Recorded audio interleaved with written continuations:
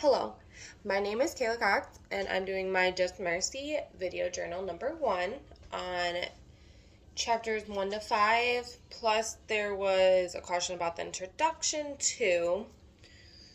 So, I will start off by saying that, excuse me, the book revolves around Bryan Stevenson.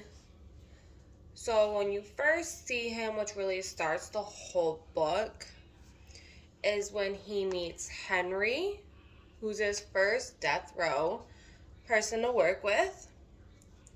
And when he goes in there, he's like really nervous, which I don't blame him, I would be too. So goes in there and he just keeps saying sorry and how sorry he is, and sorry. He doesn't really have a bunch of information on him getting a lawyer, but when he mentioned that his execution date's being held off till next year, at least a year, Henry did not know that. So Henry just found out, and he is extremely excited, and he didn't care about anything else. He just knew he wasn't getting executed anytime soon. So he made this statement. Hold on for a sec. Let me read it. He made this statement that I've been talking to my wife on the phone, but I haven't wanted her to come and visit or bring the kids because I was afraid they'd show up and I'd have an execution date. So now he told Bryan he's going to contact his wife and have them come since he doesn't have to worry about having an execution date. So doing all this, Bryan seeing how these inmates with no lawyers are being treated, because when they were taking Henry back, they were like being really rough with him, kind of like shoving him out the door, and Henry's like singing because he's so happy. He's like, he doesn't care what they do to him. So I feel like Bryan doesn't know this, but I feel like him working with Henry for the first time kind of like pushed him to work with all the death row inmates that he is, which kind of starts his whole path for his life without him even knowing it.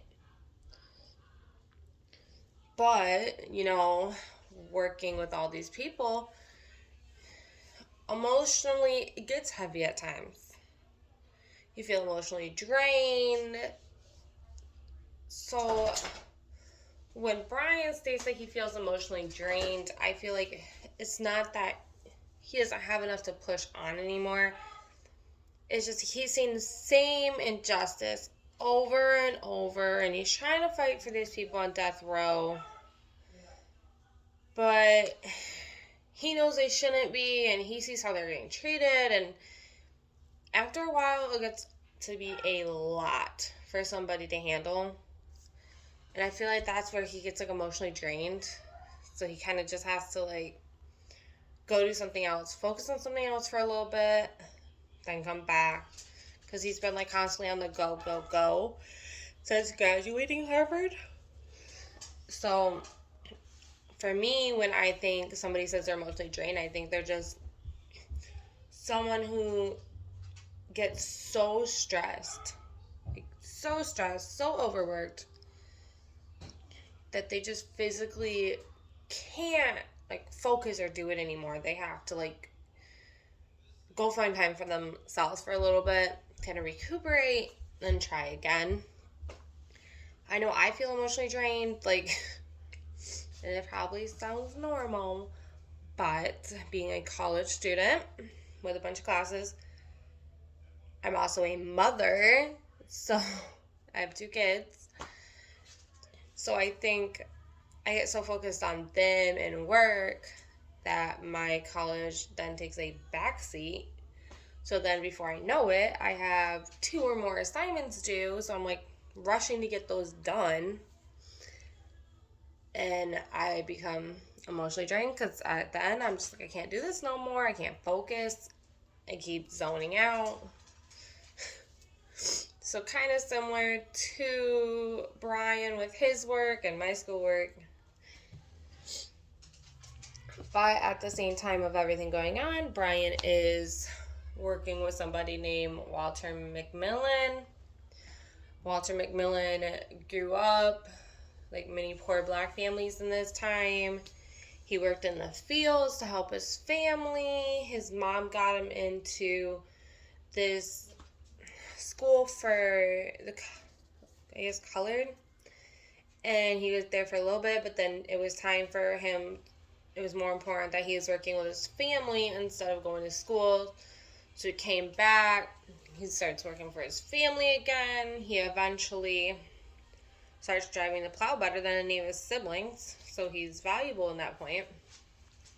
In the 1970s, he started a pull-up wood business, which by the time was 1980s. After borrowing money to start it all up, became a solid business. Not like a business he's making a bunch of money, but he can survive off of it. So you got him starting his business, he gets married, he has kids, but he's still considered a ladies' man. And everybody knew, he's kind of stepping out. But then when it comes around that he meets somebody named Karen Kelly, who's a white girl at this time, and at this time, black man, white girl couldn't interact. So all that trouble starts up. She's married, she has kids, they're talking about divorce. But after all this starts, they go to court. He gets pushed in like a whole bunch of drama. And then Walter McMillan, I think they wanted to accuse him of possible murder. So that was a whole thing. So when he gets arrested, when McMillan was getting arrested by Officer Tate, he made this statement. Hey, it said something, but the line that got me the most in this quote was, "Hang you like we done that nigger in Mobile." And by this, he's talking about Mobile, Indiana, 1981. Michael Donald, he was lynched, which means he was hung by some members of the KKK for messing around with a white girl. And they caught him and they lynched him because at that time, that's what they were doing, because they didn't want any interracial relationship. So when they pulled Walter McMillan over, they probably knew the whole story because it was going to court. It was kind of popular at the time. So they threatened to do the same to him. Even though it was a police officer, your job's to protect people. But so when you're thinking about how he's going to jury for everything that's going on, you think of a perpetuatory challenge in the jury selection, which basically means they make sure they don't have no jurors that would be biased. I found the example, you want to make sure you don't have a police officer in the jury for somebody going to court for shooting a police officer in a traffic stop, because that police officer in the jury is going to say, this guy shot a police officer, shot one of me, and immediately assume he's guilty. So this having the perpetuatory challenge in the jury selection could help Walter by making sure that nobody knows the case. Nobody knows anything about him and the white girl, because then they might be biased, interracial relationship, I don't like him. So after all that happens, him being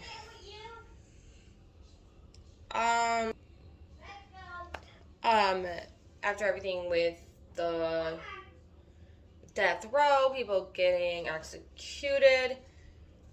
When you get executed, you get what's considered the yellow mama, which is a big wooden chair that the inmates decorated and painted yellow before they put the straps on. And when it's time for